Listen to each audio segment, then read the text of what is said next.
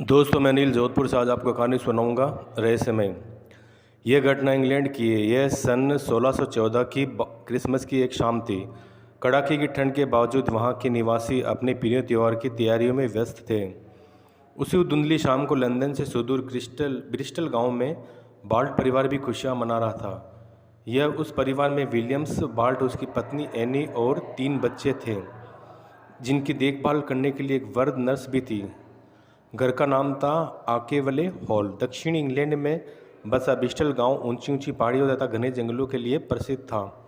हालांकि बच्चे उस दिन बहुत खुश थे, परंतु एनी दुखी थी। कारण था कि विलियम्स उस दिन किसी काम से लंदन गया हुआ था। उसका इस पवित्र दिन भी घर में न होना एनी को अखड़ने लगा। एनी विलियम्स के ख्यालों में खोई थी कि अचानक उसने विलियम को सीढ़ियों से ऊपर चढ़ते देखा। विलियम को उस समय लंदन में था, इसलिए एनी को बहुत ही आश्चर्य हुआ। बच्चे भी उसे देखकर पापा पापा चिल्लाने लगे। वह साया फिर तेजी से ऊपर वाले हॉल में घुस गया। उसका पीछा करते हुए जब एनी तथा बच्चे हॉल में गए तो वहाँ कोई भी नहीं था, बस विलियम्स का सिगार वह अपने आप जल रहा था। अचानक पूरे घर में विलियम की चीख गूंजी। ठीक उसी समय चर्च से 5 बजे की घंटी बजी। स्तब्ध सदस्य जब प्रार्थना हेतु नीचे उतरने के लिए सीढ़ियों के पास गए तो एक कोने में खून से सने हुए 2 हाथों के छापे देखे। बच्चे डर के मारे रोने लगे। एनी भी डर गई, क्योंकि वह छाप विलियम्स के हाथों की थी तथा ताजे खून से बनी हुई थी। उसी रात करीब 2 बजे एक राज्य कर्मचारी ने हाफते हुए वहाँ आकर यह खबर दी कि मैडम, सर विलियम की आज करीब 5 बजे शाम को किसी ने हत्या कर दी। मृत्यु से पूर्व वे सिगार पी रहे थे। हत्या वाले कमरे में खून से सने उनके हाथों की छाप भी पाई गई है। इंग्लैंड में आज भी विलियम की इस अजीब मौत के रहस्य को कोई नहीं सुलझा पाया है। वैज्ञानिक इसे अजीब करिश्मा मानकर खामोश है। विलियम्स के परिवार के लोग हैरान और परेशान हैं। आज के वैज्ञानिक में बहुत ही कम लोग भूत प्रेत की घटनाओं पर विश्वास करेंगे, किंतु दिसंबर 1974 को महाराष्ट्र विधानसभा में वहां के शहरी विकास मंत्री डॉक्टर रफीक जकारिया ने भूत समझे जाने वाले एक बाबू का समाचार देकर सदस्यों को आश्चर्यचकित कर दिया था। डॉक्टर रफीक जकारिया ने दिसंबर 1974 को विधानसभा में बीए देशमुख के एक लिखित सवाल का जवाब देते हुए कहा कि दफ्तर में काम करने वाले एक सच्चे ईश्वर भक्त अविवाहित बाबू हरिभाऊ का निधन दफ्तर में काम करते समय ही हो गया था। जब इस बाबू ने रियासत के दफ्तर में काम करना शुरू किया था तो दफ्तर के अन्य कर्मचारी उसे भूत के रूप में देखने लगे।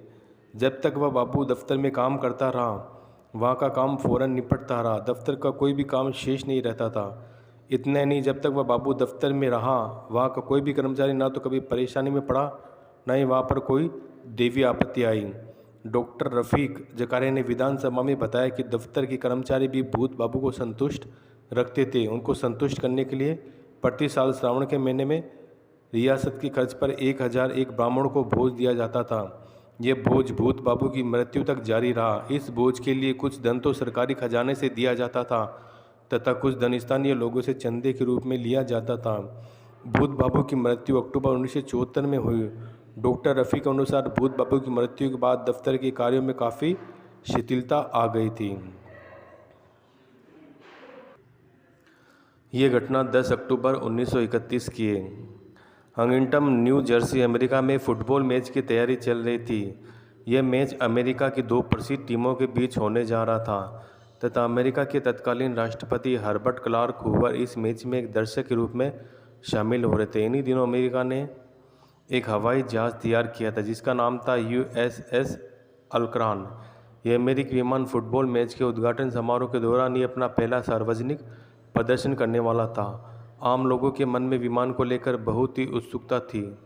अपने सार्वजनिक प्रदर्शन के दौरान अल्करान को फुटबॉल स्टेडियम के चारों तरफ चक्कर काटना था। यह बात लोग अखबारों के अलावा अन्य सूचना माध्यमों से भी जान चुके थे कि हवाई अड्डे से उड़ान भरकर USS अल्करान किस मार्ग से हंगिंटन के फुटबॉल स्टेडियम में पहुंचने वाला था। बहुत से लोग दूरबीन लेकर हवाई जहाज के आकाश पथ का निहारने लगे थे। सबसे पहले जिस व्यक्ति ने दूरबीन से हवाई जहाज को देखा वह था रॉबर्ट टेके। उसके बाद दूरबीन से अनेक व्यक्तियों ने आकाश में उड़ रहे हवाई जहाज को देखा जो फुटबॉल स्टेडियम की तरफ आ रहा था। परंतु अचानक कुछ ऐसा घटा कि आंखों पर दूरबीन लगाए हवाई जहाज को देख रहे व्यक्तियों का सारा मज़ा आतंक में बदल गया। उन्होंने देखा कि हवाई जहाज में आग लग गई है तथा वह दुर्घटनाग्रस्त होकर गिर रहा है। दूरबीन से इस दृश्य को देखकर व्यक्तियों में अफरा तफरी मच गई। उन्होंने शोर मचाया तथा इसकी जानकारी अधिकारियों को दी। जल्दी ही दुर्घटनाग्रस्त हवाई जहाज के मलबे की तलाश आरंभ हो गई। जिस इलाका में हवाई जहाज को गिरते हुए देखा गया था वहाँ का चप्पा चप्पा छाना गया, पर कहीं भी हवाई जहाज के मलबे का नामो निशान नहीं मिला। दुर्घटना के प्रत्यक्षदर्शी तथा खोजी दल उलझन में पड़ गए। इस बीच उन्हें ख्याल आया कि वहाँ से हवाई जहाज ने अपनी उड़ान भरी थी। वहाँ के अधिकारियों को दुर्घटना की सूचना देकर उनसे भी सहायता ली जाए। अब अलकान हवाई अड्डे के अधिकारियों से संपर्क बनाया गया तो सारा घटनाक्रम एक जटिल और अनसुलझा रहस्य बन गया।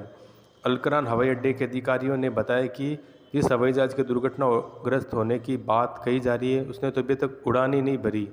उड़ान में विलंब की वजह कुछ तकनीकी खराबी थी। हवाई अड्डे के अधिकारियों का कहना वास्तव में सही था। यूएसएस अलकरान नामक विज्ञान विमान हवाई अड्डे पर ही खड़ा था। फिर वह क्या था जिसे इतने सारे लोगों ने हवाई जहाज को आग की लपटों में डूबा दुर्घटनाग्रस्त होते हुए देखा था? वह कौन सा जहाज था? अगर वास्तव में कोई हवाई जहाज गिरा था तो उसका मलबा कहाँ गया? कहीं ऐसा तो नहीं कि हवाई जहाज की दुर्घटना लोगों का दृष्टिभ्रम था? यह भी सवाल आज भी अनसुलझी पहेली बना हुआ है। दोस्तों आज के लिए इतना ही, धन्यवाद।